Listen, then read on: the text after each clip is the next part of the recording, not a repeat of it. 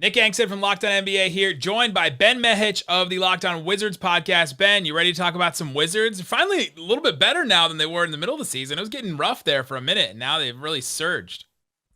Yeah, I mean they needed a comeback here. I mean I think the team's expectations were a lot higher than where they ended up at the end of the season, but they've given themselves a chance to make the playoffs, and ultimately I think that was their goal. So it's a lot riding on this. I think most teams in the play-in are in some sort of quasi rebuild, but the Wizards are in a situation where they're trying to compete, if not contend, with Bradley Beal and Russell Westbrook. So lots riding on this for this team, I think.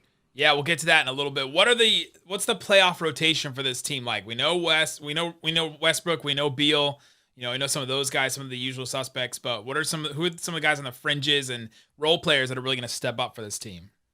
I mean, it's the $1 million question when Scott Brooks is coaching your team, I think. I mean, this team hasn't had a consistent rotation all year long. From what he said leading up to the play-in is the fact that he's going to keep going with this three-center rotation with Robin Lopez, Alex Len, and Daniel Gafford.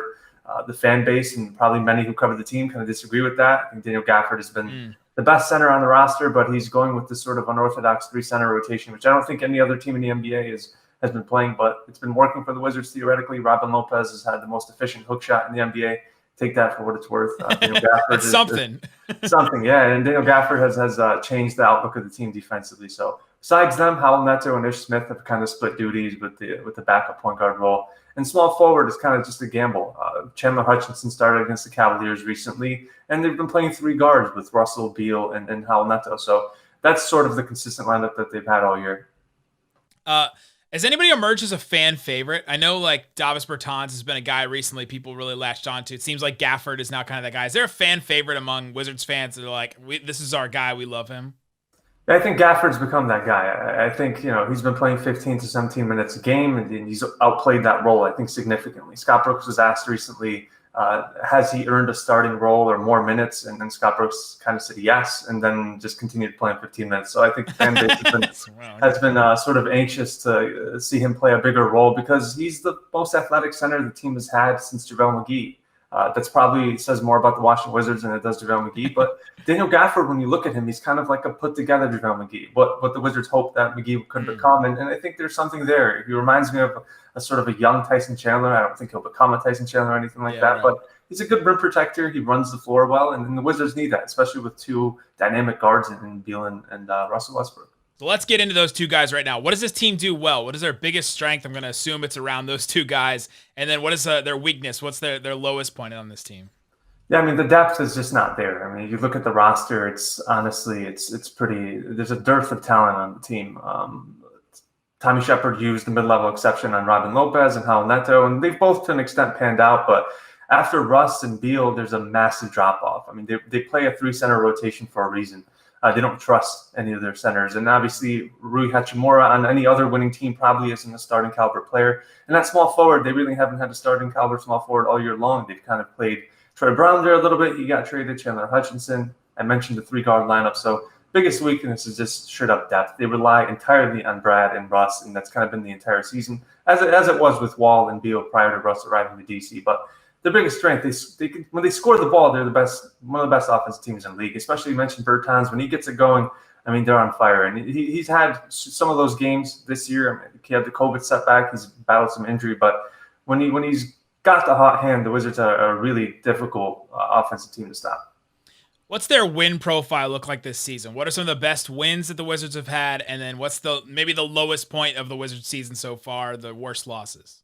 Their biggest wins, I mean, they beat the Nets twice in sort of exciting fashion. They were down, I think, 6 points with like 30 seconds to go. Garrison Matthews hits a three. Russell Westbrook gets a steal. He hits a following three. So that was an exciting win.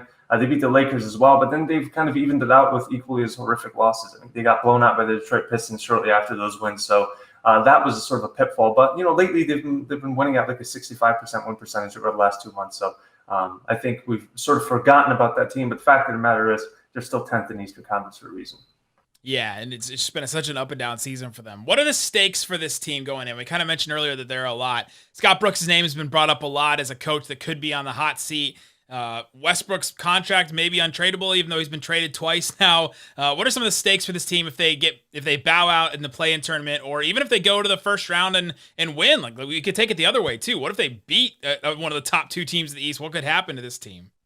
Yeah, and the Wizards are unique in that way. They're not the Toronto Raptors that are going to fire Dwayne Casey after having their most winning season in franchise history. This team, if Dwayne Casey were to win 55, 60 games in DC, or Scott Brooks, he would get a statue outside of the arena. The Wizards, and Ted Leonsis recently spoke about this in an interview on Friday. He said that it's kind of contingent on how the play-in and the playoffs go. So they're all kind of just waiting to see what happens there. But a lot's riding on this for Scott Brooks. The last season of his contract, his fifth season in. He wasn't hired by Tommy Shepard. He was hired by Ernie Grunfeld, and he was hired partially because they wanted to lure Kevin Durant. I don't think they hired him for his X's and O's. He's done a really good job managing egos, but the rotations have been troubling, and generally this team's win percentage has been rough all year long for a slew of reasons. But Scott Brooks, I think his future with the team hinges on what happens in the play-in.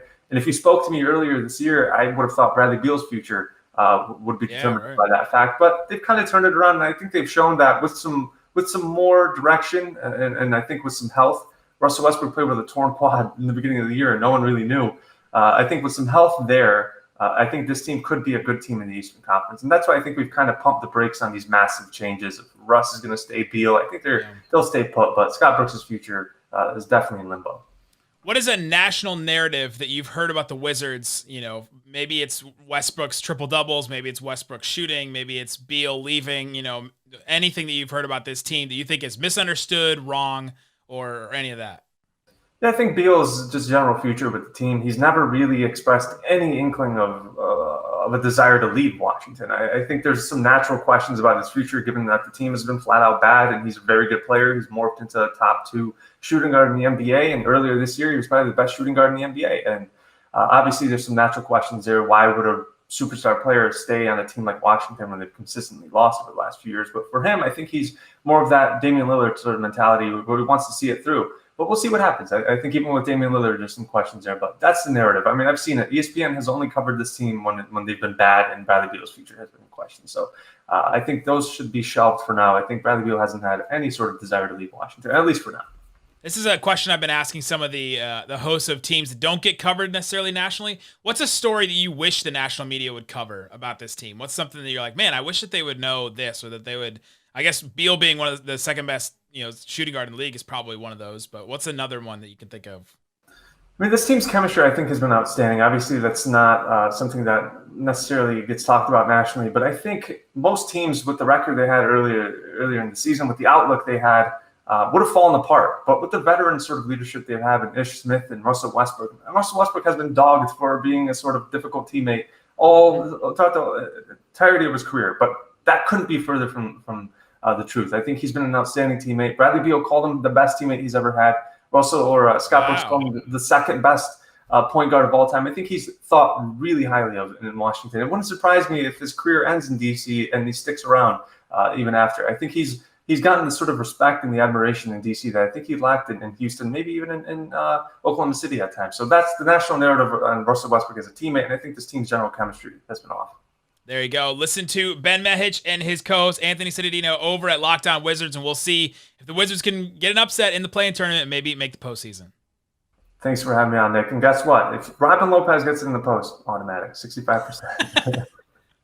Automatic.